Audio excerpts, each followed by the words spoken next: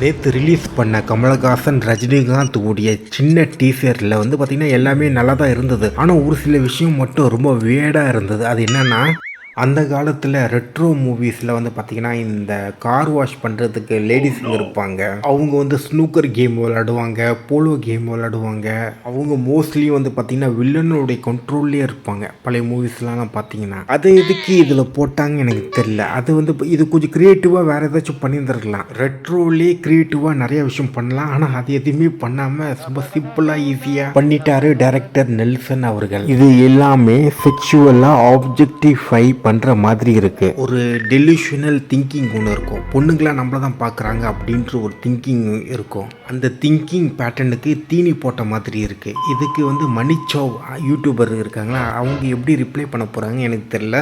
கண்டிப்பாக இதுக்கு வீடியோ போடுவாங்கன்னு நான் நினைக்கிறேன். எனக்கு ஒரு டவுட், சீரியஸாக ரொம்ப சீரியஸாக காலிவுட் வந்து ரன்னிங் அவுட் ஆஃப் ஐடியாஸா? ரைட்டர்லாம் வேறு யாருமே இல்லையா?